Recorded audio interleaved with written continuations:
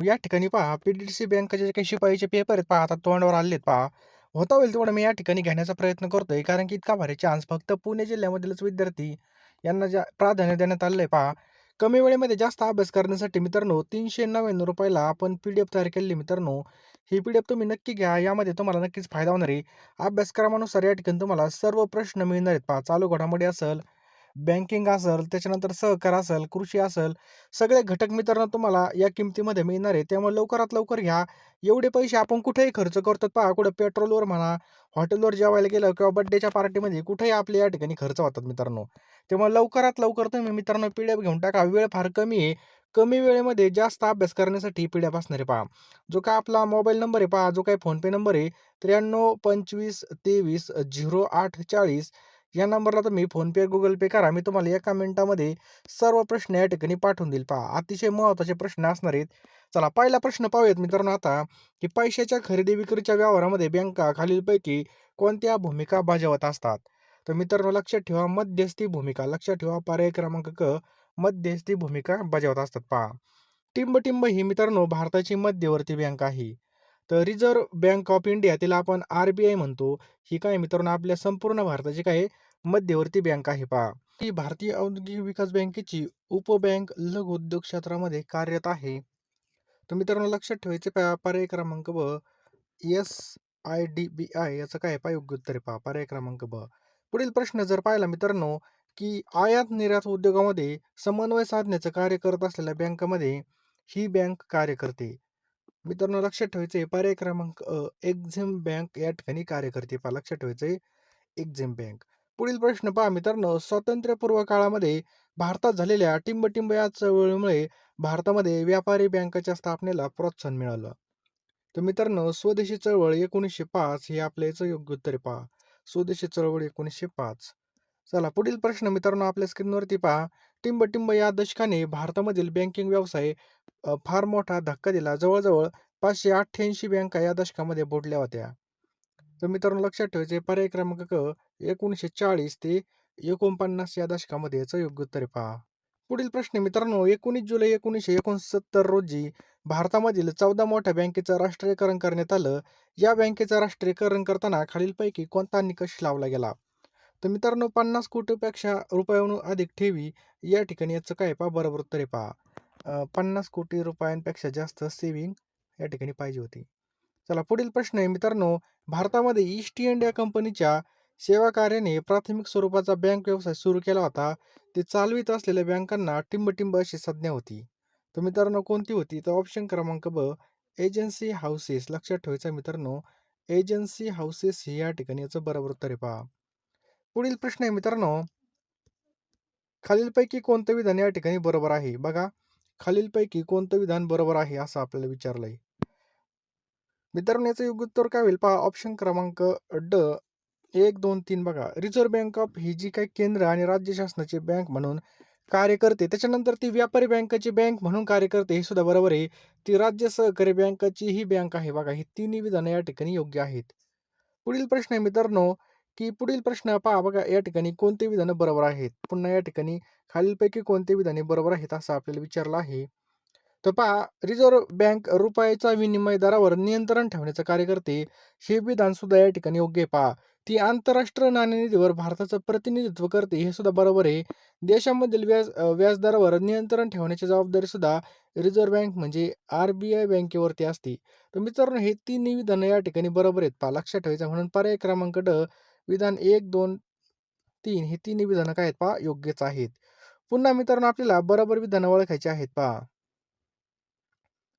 तर मित्रांनो पहा रिझर्व्ह बँक ही ₹1 रिझर्व्ह बँक ₹1 कमी किमतीची नाणी आणि नोटा छापत नाही. हे सुद्धा बरोबर आहे पहा. ही जबाबदारी भारत सरकारच्या अर्थ खात्याची आहे.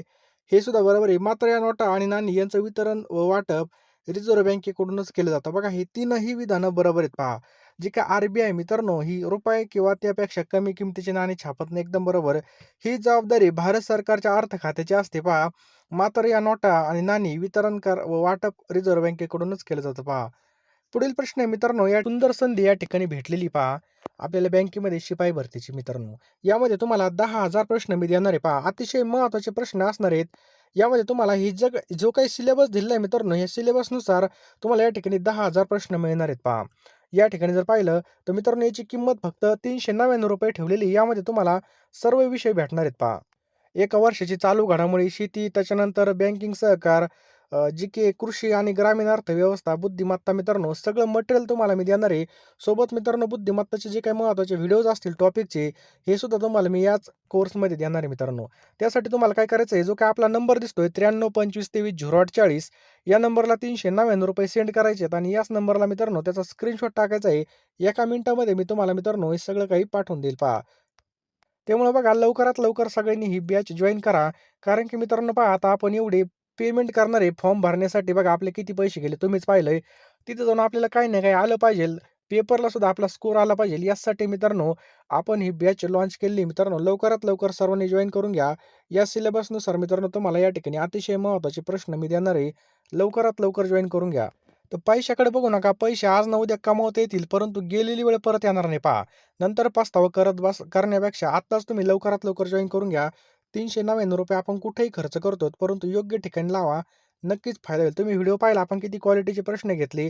नक्कीच तुम्हाला याचा फायदा होणार आहे. आणि घवघवीत यशासाठी मित्रांनो लवकरात लवकर घेऊन टाका. लगेच फोनपेमध्ये जा, पेमेंट करा, स्क्रीनशॉट पाठवा. जास्त काही सांगत नाही. या ठिकाणी आपल्यासमोर की पुढीलपैकी कोणती विधाने या ठिकाणी बरोबर आहेत. पुन्हा आपल्याला विधाने कोणती बरोबर आहेत हे विचारलेलं आहे पहा.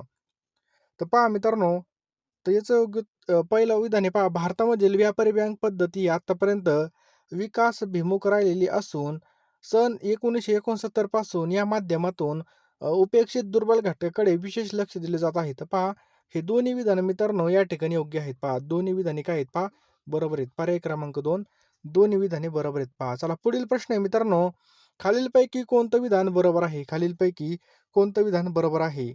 तर भारतीय चलन वितरणाची संपूर्ण जबाबदारी बँक ऑफ इंडियावरती आहे. हे बरोबर आहे पहा. पहिलं विधान या ठिकाणी बरोबर आहे. फक्त पहिलं विधान बरोबर आहे पहा.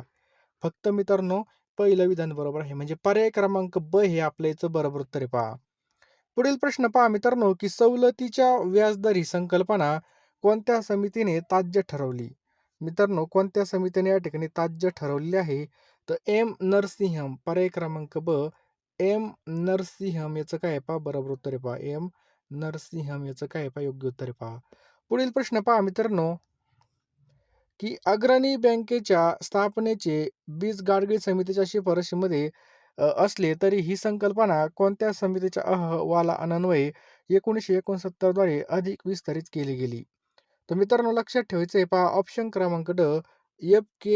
एफ नरीम याचं काय आहे पहा, बरोबर उत्तर आहे. पर्याय क्रमांक ड याचं योग्य उत्तर आहे पहा. चला पुढील प्रश्न आहे मित्रांनो, सन 1955 मध्ये इम्पिरियल बँकेचे राष्ट्रीयकरण होऊन स्टेट बँक ऑफ इंडिया अस्तित्वात आली. तर ही इम्पिरियल बँक मुंबई, मद्रास, चेन्नई, कलकत्ता या ठिकाणामधील प्रेसिडेन्सी बँकेचं एकत्रीकरण होऊन सन टिंबटिंबमध्ये स्थापन झाली होती. तर मित्रांनो लक्षात ठेवा पर्याय क्रमांक ब. 1921 मध्ये ही स्थापन झाली होती. कधी? 1921 मध्ये ही स्थापन झाली होती पहा. पुढील प्रश्न मित्रांनो, टिंबटिंब समितीने डिसेंबर 1991 मध्ये सादर केलेल्या आपल्या अहवालामध्ये परकीय बँकांनी देशामध्ये शाखा उघडण्यासाठी उदार धोरण स्वीकारावे अशी शिफारस केली. तर मित्रांनो लक्षात ठेवायचं एम नरसिंहम पर्याय क्रमांक अ. एम नरसिंहम याचं काय आहे पहा, बरोबर उत्तर आहे पहा. पुढील प्रश्न आपल्या स्क्रीनवर आहे मित्रांनो, की रिझर्व्ह बँकेकडून करण्यात येत असलेल्या द्रव्यविषयक धोरणाचं व व्यवस्थापनाचं सर्वेक्षण करून सुधारणा सुचवण्यासाठी 1982 मध्ये नेमण्यात आलेल्या समितीने आपला अहवाल 1985 मध्ये सादर केला. तर पहा मित्रांनो ऑप्शन क्रमांक क.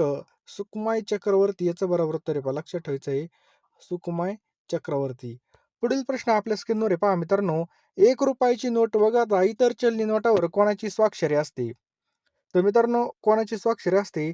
तर मित्रांनो लक्षात ठेवायचं आहे आपल्या आर-बी-आयची जे काही गव्हर्नर असतात पहा, त्यांची या ठिकाणी स्वाक्षरी असते पहा, रुपयाची नोट सोडून. पुढील प्रश्न मित्रांनो बघू शकता, की अनुसूचित बँक म्हणजे काय? तर मित्रांनो ऑप्शन क्रमांक अ. रिझर्व्ह बँकेच्या अनुसूची 2 मध्ये नमूद केलेली बँकलाच काय म्हणतात? अनुसूचित बँक असं म्हणून ओळखलं जातं पहा. पुढील प्रश्न पहा मित्रांनो, की सहकारी चळवळ अयशस्वी झालेली, पण ती यशस्वी होणे आवश्यक आहे, असे खालीलपैकी कोणी आपल्या अहवालामध्ये ठामपणे नमूद केलं आहे? तर मित्रांनो ऑप्शन क्रमांक क.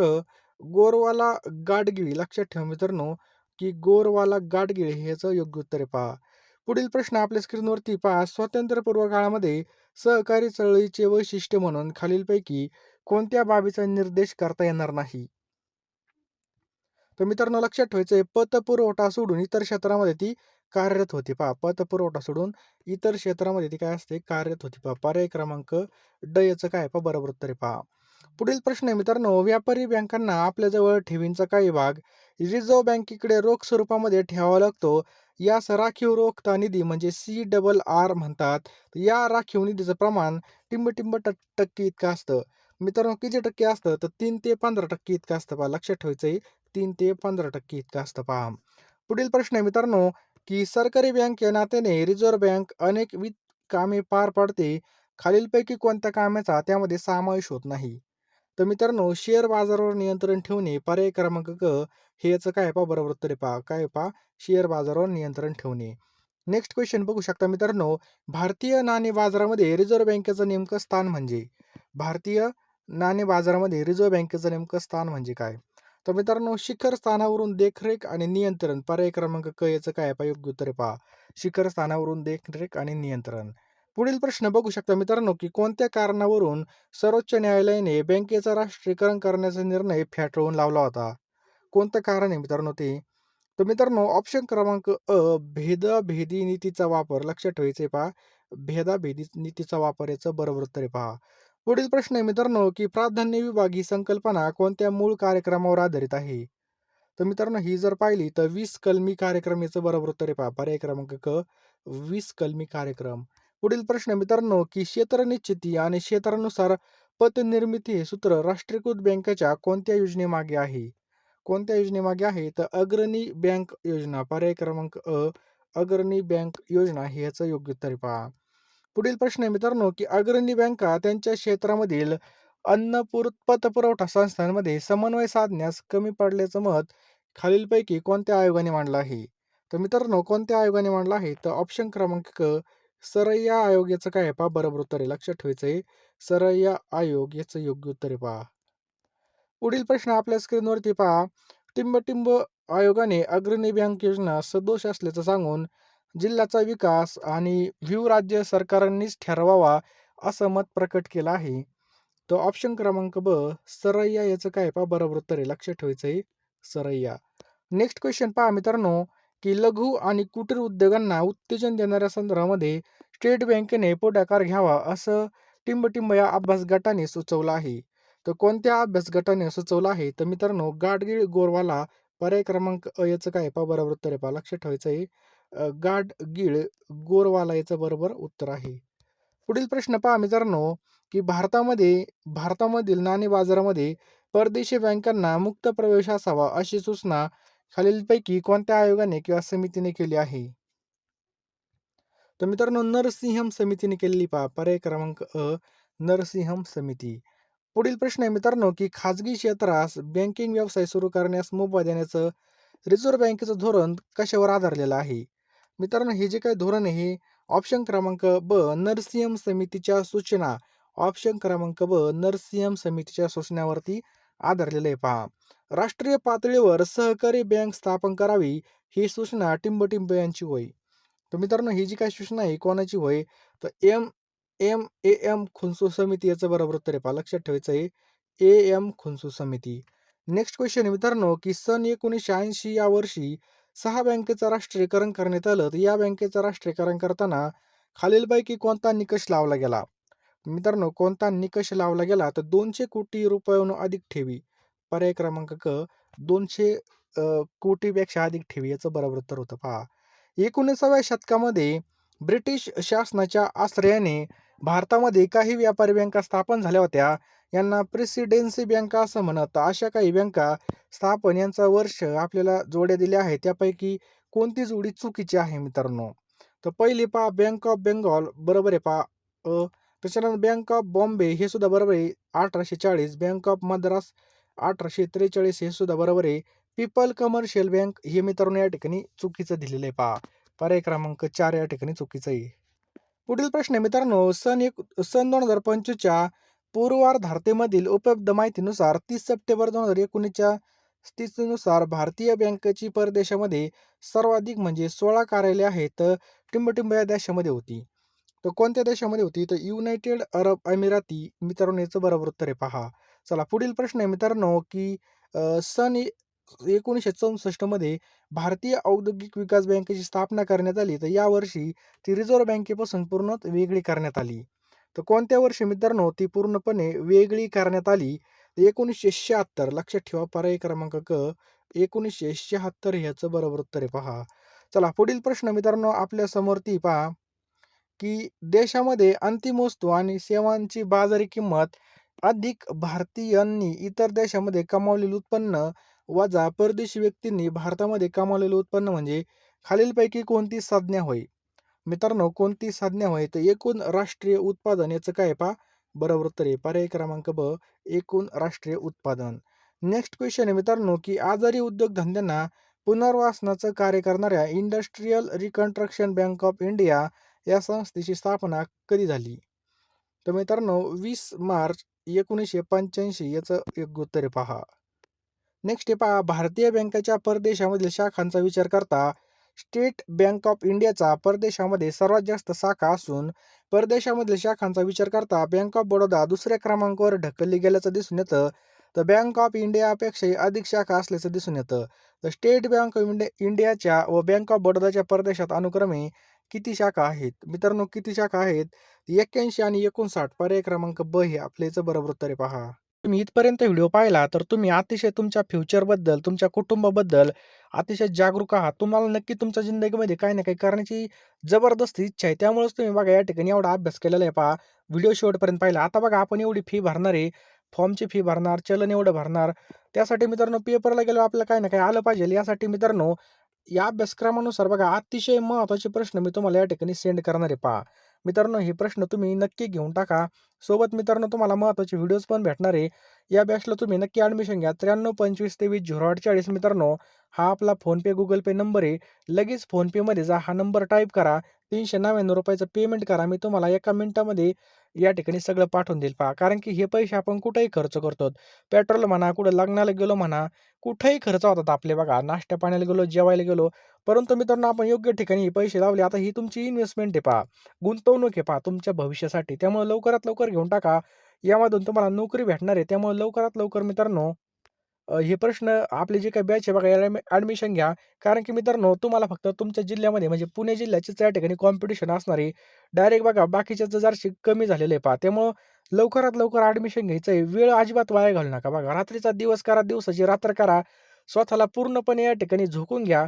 पण ही पोस्ट नक्की भेटली पाहिजे असा अभ्यास आपण सर्व मिळून करू पहा. नक्कीच फायदा होईल मित्रांनो. 9325230840 हा आपला फोनपे, गुगल पे नंबर आहे.